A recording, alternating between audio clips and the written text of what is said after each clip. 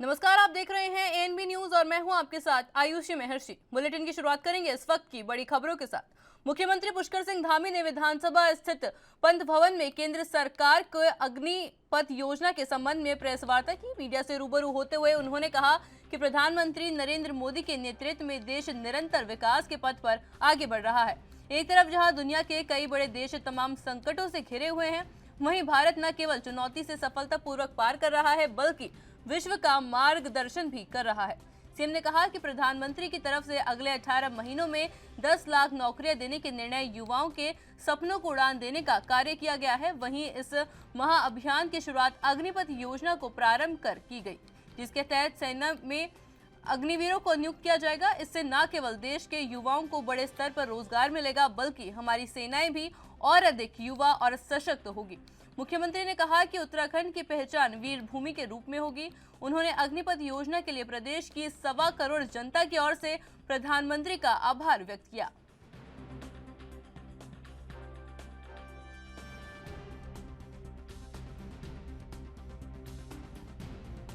के यशस्वी प्रधानमंत्री मोदी जी के नेतृत्व में देश लगातार विकास के पथ पर आगे बढ़ रहा है। जहां दुनिया के कई देश अलग अलग संकटों से घिर रहे हैं, ऐसे समय में हमारे देश के यशस्वी प्रधानमंत्री मोदी जी के नेतृत्व में हमारा देश हर चुनौती को सफलतापूर्वक पार कर पा रहा है। बल्कि आज प्रधानमंत्री मोदी जी का नेतृत्व केवल हिंदुस्तान के अंदर ही नहीं बल्कि पूरी दुनिया के अंदर उनकी स्वीकारता है। और आज वो भारत के नेतृत्व के साथ साथ दुनिया को नेतृत्व देने का भी काम कर रहे हैं। आज कूटनीति से लेकर आर्थिक मोर्चे, भारत की नीतियों को हर देश कहीं न कहीं आदर्श रूप में मान रहा है। और जो दुनिया के विकसित देश कहे जाते हैं वह भी उनका, हमारे देश का अनुसरण। आदरणीय प्रधानमंत्री जी द्वारा अगले 18 माह में 10 लाख नौकरियां देने के निर्णय ने जहां पूरे देश के युवाओं को एक आशा और विश्वास दिया है, उनके सपनों को उड़ान देने का कार्य किया है। और इस महाअभियान की शुरुआत अग्निपथ योजना को प्रारंभ करने से की गई है, जिसके तहत सेना में अग्निवीरों को नियुक्त किया जाएगा। इससे न केवल देश के युवाओं को बड़े स्तर पर रोजगार मिलेगा बल्कि सेनाएं भी अधिक युवा व सशक्त होंगी। जैसे सर्वप्रथम समूचे उत्तराखंड में जिसकी हमारी पहचान वीर भूमि और देवभूमि और सैन्य भूमि के नाम से सभी पूरा हिंदुस्तान, मैं समझता हूँ कि पूरे अगर हम पर्वतीय जनपदों में देखें तो प्रत्येक परिवार सेना से या अर्धसैनिक बलों से सीधे सीधे कहीं न कहीं कनेक्ट में है। तो जिस अग्निवीर योजना को लाने से और इस योजना के प्रारंभ करने से मैं उत्तराखंड की 1.25 करोड़ देवतुल्य जनता की ओर से माननीय प्रधानमंत्री जी का आभार प्रकट करता हूं। और मैं एक सैनिक पुत्र होने के नाते भी माननीय प्रधानमंत्री जी का जो निर्णय है, मैं स्वयं को इससे गौरवान्वित महसूस कर रहा हूं। और मुख्य सेवक के रूप में मुझे इस योजना को उत्तराखंड में लागू करने का भी अवसर प्राप्त होगा। इस योजना के तहत जहां 17 से 21 वर्ष के युवाओं को सेना में भर्ती किया जाएगा, इसकी शुरुआत आगामी 90 दिनों में हो जाएगी। भारतीय सेना इस योजना के लागू होने के पश्चात आने वाले समय में और अधिक जोश के साथ तिरंगे की आन बान और शान को बढ़ाने का कार्य करेगी। साथ ही इस योजना से देश के ऐसे युवाओं को बड़ी सौगात भी मिलेगी जो अनुशासित होंगे, राष्ट्रभक्ति से ओतप्रोत होंगे और जिनके लिए राष्ट्र सर्वोपरि होगा। और एक अनुशासन भी उनको जीवन में निश्चित रूप से जो 4 साल वो देश की सेवा करेंगे उसमें अनुशासित भी होंगे। देश विधानसभा सत्र में आज भोजन अवकाश के बाद सदन काफी हंगामेदार रहा। प्राधिकरण के मुद्दे पर सरकार की तरफ से संतुष्टि भरा जवाब न मिलने पर विपक्ष के विधायक वेल में उतर आए। बजट की कॉपी फाड़ी गई तो विपक्ष के विधायकों ने सुरक्षा कर्मियों द्वारा जबरदस्ती की जाने का भी आरोप लगाया। चर्चा के बाद सदन कल सुबह 11 बजे तक के लिए स्थगित कर दिया गया। और आज हमारे माननीय विधायकों द्वारा बड़ी संजीदगी के साथ, बड़ी गंभीरता के साथ अपने सवालों को सदन के माध्यम से माननीय मंत्रीगणों से हमने माननीय संसदीय कार्य मंत्री से जानना चाहा, वो सुनने को तैयार नहीं है। पूरा शोषण, पूरा लूट हो रही है, जनता में नाराजगी है, आक्रोश है, गरीब कहीं का नहीं है, गरीब के काम नहीं हो रहे हैं, आम आदमी परेशान है। शहरी क्षेत्रों में छोड़िए, ग्रामीण क्षेत्रों में भी इन्होंने अपने हाथ पांव फैला लिए हैं, वहाँ पर भी पैसा लिया जा रहा है, बिना पैसे के कोई काम नहीं हो रहा है। तो हमारे उत्तराखंड में आज का दिन एक तरह से धरना प्रदर्शनों और सदन में हुए हंगामे के नाम रहा। किसानों या कांग्रेसी राज्य में अलग अलग मुद्दों को लेकर जगह जगह लोग सड़क पर उतरे। सेना में 4 साल की भर्ती वाले अग्निपथ योजना के विरोध में युवाओं ने ट्रेन से पहाड़ तक विरोध प्रदर्शन करा और नारेबाजी की। तो भला उपनेता प्रतिपक्ष भवन कापड़ी भी कहां शांत बैठने वाले थे। विधानसभा सत्र के तीसरे दिन की कार्रवाई के बाद कांग्रेस विधायक और उपनेता प्रतिपक्ष भुवन कापड़ी ने भाजपा सरकार पर निशाना साधते हुए कहा कि कांग्रेस प्रदेश के अलग अलग जगहों पर अग्निपथ के विरोध में सड़क पर निकले युवाओं का समर्थन करते हैं, साथ ही इस अग्निपथ योजना की पुरजोर विरोध भी करते हैं। बता दें कि आज अग्निपथ योजना को लेकर उत्तराखंड प्रदेश के अलग अलग हिस्सों में युवाओं ने इसका विरोध किया। देश के सुरक्षा से जुड़ा हुआ मामला है। हम जिसको सुरक्षा में लगा रहे हैं उसको 4 साल की सुरक्षा, उसके जीवन की सुरक्षा नहीं दे पा रहे हैं, उसके पीछे उसके माँ बाप, उसके बच्चों की सुरक्षा नहीं दे पा रहे हैं। इस योजना का हम पुरजोर विरोध करते हैं और हम उत्तराखंड के युवा आज पिथौरागढ़, चंपावत, लोहाघाट, खपटीमा, उत्तरकाशी हजारों की संख्या पर सड़कों पर निकले हैं। हम उनका समर्थन करते हैं और मैं हमारे लोकतंत्र के चौथा स्तंभ जो आप लोग हो, आपके माध्यम से भी कहना चाहता हूं कि आपके परिवार में भी मुझे लगता है रिश्तेदारी में, बिरेदारी में, नातेदारी में किसी न किसी के घर से कोई सेना में होगा। और आप पूछिए क्या ये अग्निपथ योजना सही है? आप डिबेट कराइए चैनलों में, बुलाइए आर्मी के पुराने अधिकारियों को, बुलाइए हम लोगों को और बुलाइए जो युवा तैयारी कर रहा है फौज की। क्या कोई भी व्यक्ति, एक भी व्यक्ति इस अग्निपथ योजना से संतुष्ट है? तो हम इसका खुला विरोध करते हैं और माननीय मुख्यमंत्री जी से निवेदन करते हैं, इस सैनिक बाहुल्य प्रदेश के हित के लिए आप यहाँ मुखिया हैं, इस योजना का सैनिक पुत्र होने के नाते आपने भी खुला विरोध करना। सदन में प्रश्नकाल के दौरान जहां जिला स्तरीय विकास प्राधिकरण समाप्त करने की मांग को लेकर विपक्ष ने जोरदार हंगामा किया। सदन स्थगित होने के बाद कांग्रेस विधायक अनुपमा रावत ने मीडिया से कहा कि सदन में मार्शल ने उनके साथ धक्का मुक्की की। विधायक अनुपमा रावत के साथ हुई धक्का मुक्की और सदन की कार्यवाही को लेकर संसदीय कार्य मंत्री प्रेमचंद अग्रवाल ने एएनबी न्यूज से खास बातचीत की। गई, हम वेल में गए, हमने शांतिपूर्ण ढंग से बात रखी। हमने कहा इसको अभी फौरन तत्काल प्रभाव से समाप्त करें, नहीं सुना। और ये देखिए मेरे हाथ में निशान भी है। जब हम अपनी बात रख रहे थे तो जो वहाँ पर महिला मार्शल्स हैं उन्होंने इतनी तेज़ से मेरा हाथ और ऐसे रोकने की कोशिश की। एक सदस्य के साथ, एक जनप्रतिनिधि के साथ इस तरीके का जो व्यवहार है वो सदन के अंदर किया जा रहा है। तो आप सोचिए क्षेत्रों में, हमारी विधानसभाओं में आम जनता के साथ क्या आज विधानसभा सत्र का तीसरा दिन था, लेकिन अगर हम सत्र के प्रश्नकाल की बात करें तो करीब 4:30 बजे तक सत्र चला, उसके बाद स्थगित हो गया। हमारे साथ मौजूद है संसदीय कार्य मंत्री प्रेमचंद अग्रवाल जी से बात करते हैं। सर, आप पूरे प्रश्नकाल के दौरान मौजूद हैं, किस तरह से आप देखते हैं आज क्या प्रश्न? देखिए, प्रश्नकाल तो ठीक चला। प्रश्नकाल में इन्होंने शुरुआत तो हमले से की थी, लेकिन प्रश्नकाल ठीक चला। हम जितने भी प्रश्न 1 घंटा 20 मिनट में आने थे आए, हमने इसका जवाब दिया और मुझे लगता है कि प्रश्नकाल में तो कोई दिक्कत नहीं है। सर, लगातार जिस तरह से खुद नेता प्रतिपक्ष यशपाल आदि कह रहे हैं कि जो मंत्री है सत्ता पक्ष के वो होमवर्क करके नहीं आ रहे हैं, सदन में उनको सेटिस्फैक्टरी आंसर नहीं मिल रहा है, इसको लेकर एक गाना सुना था हमने कि कुछ तो लोग कहेंगे कि लोगों का काम है कहना, तो अपनी बात कह रहे हैं, लेकिन सच्चाई क्या है? हम हर तरह से उनको जवाब दे रहे हैं। कौन मंत्री जितने, आज सुबोध उनियाल जी का डे था, कितने जबरदस्त उन्होंने जवाब दिए। अन्य हमारे मंत्रीगण धन सिंह रावत जी का था, कितने बढ़िया ढंग से उन्होंने जवाब दिया। आपके पास कोई है तो नहीं जवाब सवाल करने?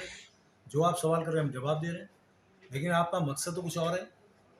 आप जिस विषय पे आप कहना चाह रहे हैं मैं कह देता हूँ। जो हालात इन्होंने आज वैल में आके पैदा किए, क्या इसको टाला नहीं जा सकता था?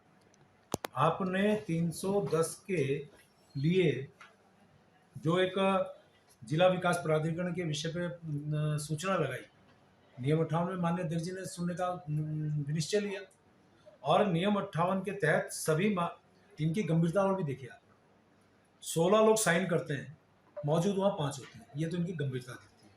वो 5 जो रहते हैं उसके बाद जो वो सवाल करते हैं हम लोग जवाब दे रहे हैं और उसके बाद माननीय अध्यक्षा जी ने नियम 58 के उस विषय को अग्राह्य कर दिया, निश्चय दे दिया।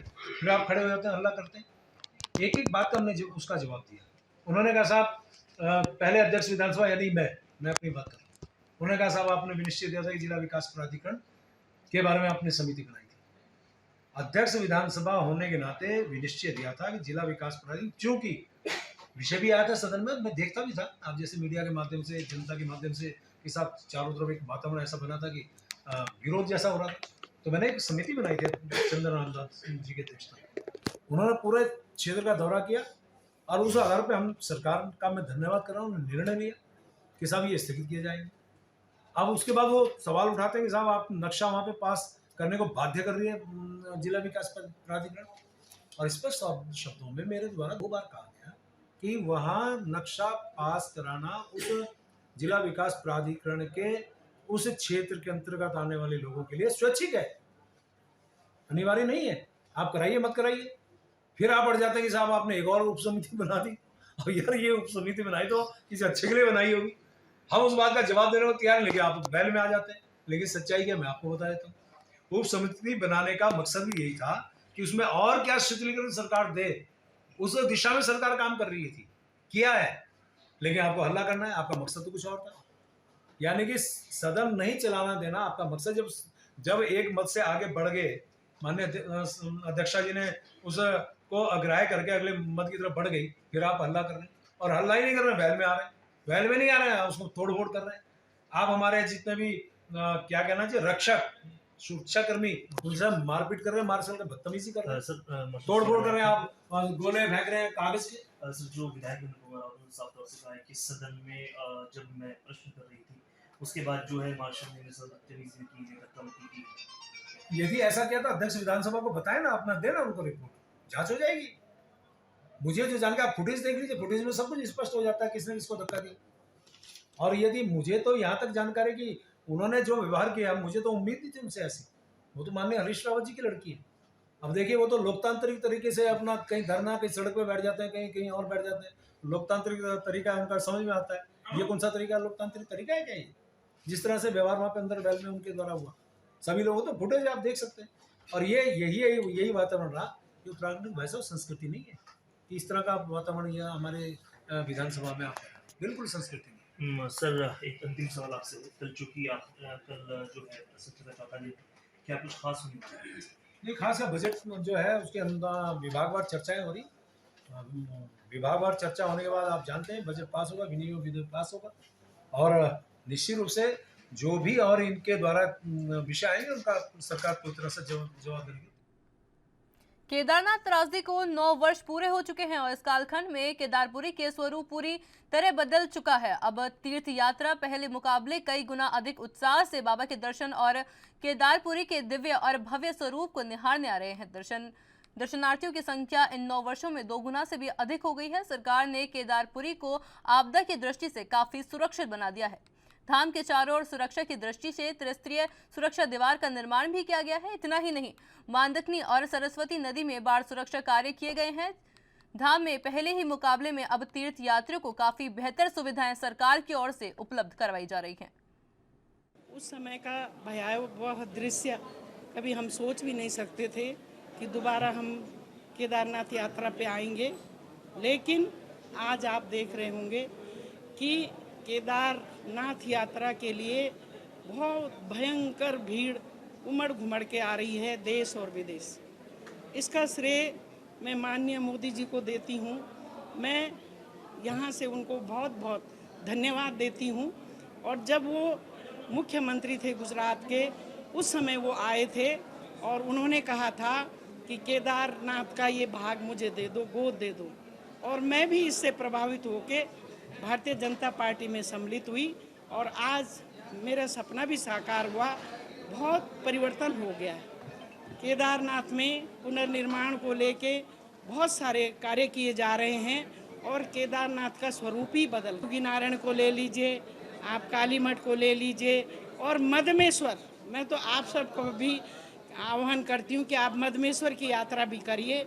इतने सुंदर हमारे जो मंदिर हैं और देवस्थान हैं और इसके लिए एक सुव्यवस्थित व्यवस्था होनी चाहिए। आने वाले समय में ये हमारे भविष्य की दशा और दिशा को निर्धारित करेगा। पूरे हमारे उत्तराखंड राज्य की जो 50% आर्थिकी है वो हमारे चार धाम यात्रा पे निर्भर होगी। इसके लिए मैं वहाँ की विधायक के नाते भी चाहूँगी कि कुंभ के तर्ज पे अलग से एक व्यवस्था हो, अलग से कोई समिति हो, केवल सरकार के मत्थे ना आए, कोई एक जिम्मेदारी हो जो कि इस यात्रा को बहुत अच्छा सुगम बनाए। और इसका एडवर्टाइज माननीय हमारे मोदी जी ने और पुष्कर धामी जी ने जिस तरह से किया, तो आज जो है उसी कारण हम जो हैं हमारे कम से कम 10,000 परिवारों को रोजगार मिल रहा है। जिला सहकारी बैंक हरिद्वार में हुई भर्तियों में अनियमितता और गड़बड़ झालों पर अब एसआईटी जांच होगी। बता दें कि विभागीय जांच में गड़बड़ियों की पहले से पुष्टि हो गई थी। गौरतलब है कि हरिद्वार जिला सहकारी बैंक में 4 साल पहले चतुर्थ श्रेणी और गार्ड के पदों के लिए भर्ती हुई थी। इन भर्तियों में बड़े पैमाने पर अनियमितताओं की शिकायतें भी मिली थी। इसी को लेकर खानपुर विधायक उमेश कुमार ने 2 दिन पहले ही सहकारिता मंत्री को हरिद्वार जिले की सहकारी समितियों में भर्ती में किए गए भ्रष्टाचार के संबंध में एसआईटी गठित कराकर जांच की मांग की थी। 10 तारीख को एक पत्र लिखा था जिसमें मैंने उनसे मांग की थी कि हरिद्वार जिले में सहकारिता में जो भर्तियां हुई हैं उन भर्तियों में नियमों का पालन नहीं किया गया। नियुक्तियों के संबंध में कोई सूचना सोशल मीडिया, अखबारों, इलेक्ट्रॉनिक मीडिया के माध्यम से प्रसारित नहीं की गई और ना ही उन नियुक्तियों में उच्च अधिकारियों से अनुमोदन लिया गया। ये सारी नियुक्तियां भ्रष्टाचार के चलते की गई और यहीं तक ये सीमित नहीं रहा। इसके संबंध में जब अधिकारियों को लगा कि हाँ भ्रष्टाचार है और उसकी पुष्टि हो गई। मंगलवार को रक्षा मंत्री राजनाथ सिंह और तीनों सेनाओं के प्रमुख के साथ प्रेस कॉन्फ्रेंस में अग्निपथ योजना लागू करने के लिए घोषणा की थी, जिसके तहत 4 साल की नौकरी का प्रावधान किया गया, जिसके बाद देश भर में विरोध शुरू हो गया। सैन्य भोली उत्तराखंड में भी युवा आक्रोश में दिखे। देहरादून के घंटाघर में अग्निपथ के विरोध में बेरोजगार संगठनों के पदाधिकारियों और युवाओं ने जमकर हंगामा किया। युवाओं ने घंटाघर में अग्निपथ के पोस्टर बैनरों को फाड़ डाला और केंद्र सरकार के खिलाफ नारेबाजी की। आपको बता दें कि 2 साल से भर्ती का इंतजार कर रहे प्रदेश के युवाओं को उम्मीद थी कि सेना भर्ती आएगी, लेकिन अग्निपथ योजना में सिर्फ 4 साल की सेवा का मौका मिलेगा। इसके बाद पेंशन, कैंटीन, मेडिकल की सुविधाएं भी साथ ही में नहीं मिलेंगी।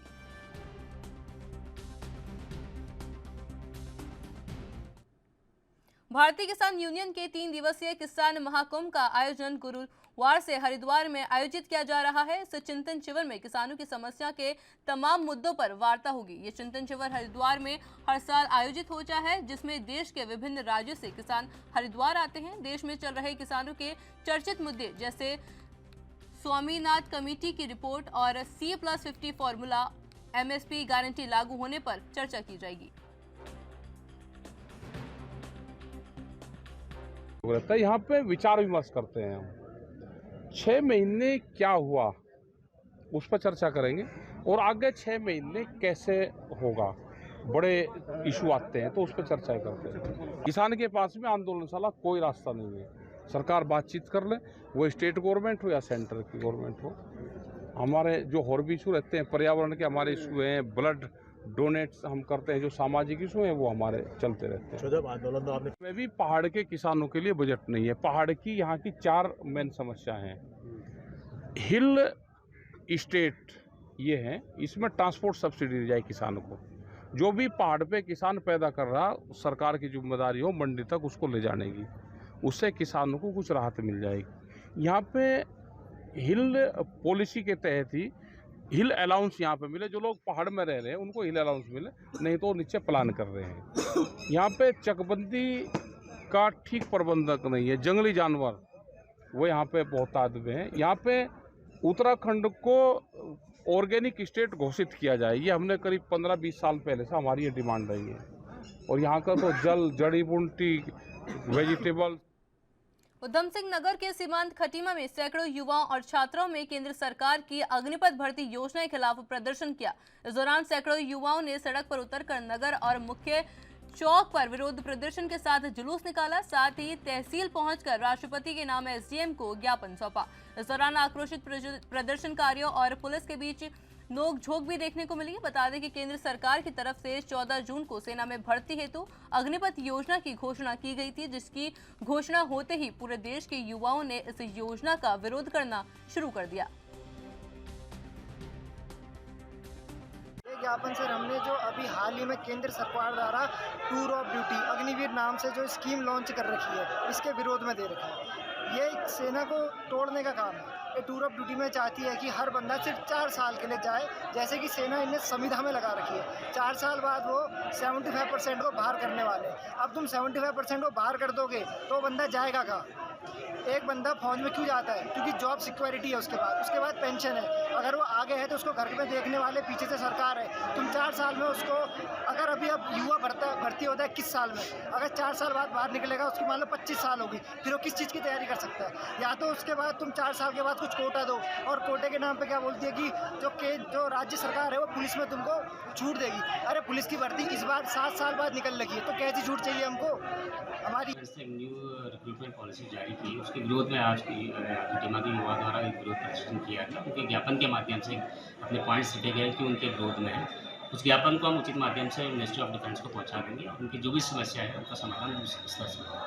सर, उत्तराखंड जो है हमेशा से एक सैनिक बहुल्य क्षेत्र रहा है। यहाँ पर बहुत सारे सैनिक, सबसे मेरे ख्याल से पूरे भारत में सबसे ज़्यादा सैनिक उत्तराखंड ही देता है। उनकी एक समस्या है कि भाई 2 साल से यहाँ पर भर्ती प्रक्रिया नहीं हुई है, तो उनका ये भी समस्या कि हम उचित माध्यम से ऊपर पहुँचा दें। वर्ष का है, पूरा तो मैंने पढ़ा नहीं है, लेकिन 4 वर्ष का बता रहे हैं कि एक टेम्परेरी कमीशन टाइप का जो ऑफिसर्स को भी ऑफिसर ट्रेनिंग अकेडमी 5 साल का होता है, इसमें 4 साल का कुछ दिया गया है। उसी के उनके द्वारा विरोध किया गया कि परमानेंट। वहीं चंपावत में भी केंद्र सरकार के अग्निपथ योजना के खिलाफ विरोध प्रदर्शन देखने को मिला। चंपावत के जिला मुख्यालय और टनकपुर नगर में युवाओं ने जमकर प्रदर्शन किया। युवाओं का कहना था कि इस योजना में कई खामियां हैं। योजना के अंतर्गत सिर्फ 4 साल के लिए ही भर्तियां की जाएगी, जिसके बाद 75% युवाओं को एक बार फिर से रोजगार से हाथ धोना पड़ेगा। साथ ही प्रदर्शन कर रहे ज्यादातर युवा ऐसे भी थे जिन्होंने बीते समय में सेना भर्ती के फिजिकल टेस्ट पास कर लिए थे और अब लिखित परीक्षा की तैयारी कर रहे थे। उनका कहना था कि उनके साथ सरकार की ओर से बड़ा धोखा किया गया है। यदि केंद्र सरकार अपनी योजना को जल्द वापस नहीं लेती तो युवा और भी उग्र आंदोलन करने के लिए बाध्य होंगे। ऐसे में हुए नुकसान की पूरी जिम्मेदारी सरकार की होगी। हम अपना हक मांग रहे हैं, ये टीओडी वापस लो और हमारा 2 सालों से जो एग्जाम रुका है उसको कराया जाए। वक्त से पहले सर हमारे देखिए, इतने साल से हम 2 साल तैयारी कर रहे हैं, इतनी सारी हमने मेहनत करी है सर, हम ऐसे बर्बाद कैसे आने थे? 2 साल हमारे एक्स्ट्रा हो चुके हैं, तो हम क्या करेंगे सर बताइए? हमारे पास दूसरा ऑप्शन नहीं, हमने सोचा नहीं किसी चीज के बारे में, सोचना नहीं है सर। पहली बात तो नाम ही रखा है टूर ऑफ ड्यूटी। टूर मतलब क्या होता है? घूमने जा रहे हैं हम लोग। पहली बात सर, रेगिस्तान में हमारी ड्यूटी लगा दी। कोई बड़ी मांगे नहीं है, ना ही हम सरकार से कोई ये मांग रहे हैं कि भाई हमें जायदाद दे दो या कुछ दे दो। हमारी सिर्फ बल एक मांग है कि भाई हमारा टीओडी हटा दो और जो हमारे पेपर बचा हुआ है उसको पेपर को करवा दो। बस हमारी यही मांगे हैं। और सरकार कह रही है कि आपका पेपर कैंसिल हो जाएगा और ना ही आपको छूट मिलेगी एज में। ठीक है, एज में कोई छूट नहीं मिल रही है। ठीक है, जो बच्चों की एज निकल गई वो क्या करे सर? कल 24 घंटे में 82 लोगों ने फांसी लगाई है। क्या करे? आज हम भी कर रहे हैं, नहीं होगा तो उसके बाद में हम भी कल फांसी पर लटकेंगे और हम जिम्मेदार कौन है? हम ये करके ही रहेंगे जब तक हमारा ये टीओडी नहीं हटता है, जब तक हम लोग। उत्तराखंड के आज हर युवा में निराशा है और परिवार में भी निराशा है, क्योंकि उत्तराखंड के हर परिवार से अगर किसी परिवार में 5 सदस्य हैं तो 2 सदस्य 3 सदस्य भारतीय सेना में कार्यरत हैं और कार्यरत होने के लिए आज युवा जो है तैयारी कर रहे हैं। उत्तराखंड की सारी अर्थव्यवस्था जो है हमारी भारतीय सेना पर टिकी हुई है। स्वयं मेरे घर से 2 भारतीय सेना से रिटायर होकर आए हैं मेरे दोनों बड़े भाई।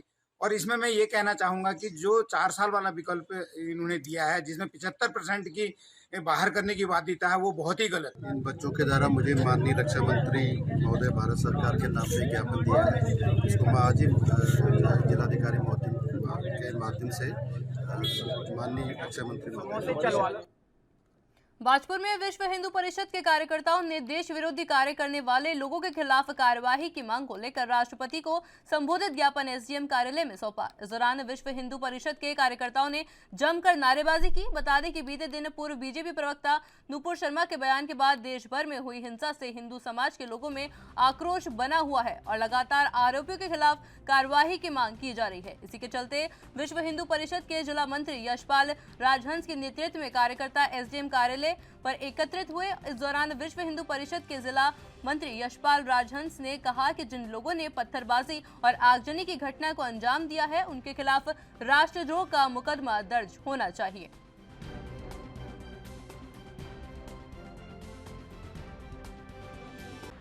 मांग है कि हर सप्ताह एक विशेष दिन शुक्रवार को विशेष इमारतों से मस्जिद से कुछ मस्जिदों से ऐसे लोग निकलते हैं जो पथराव करते हैं,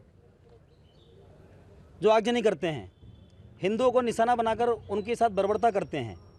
ये देश संविधान से चलता है और संविधान की अपनी न्याय व्यवस्था तय है।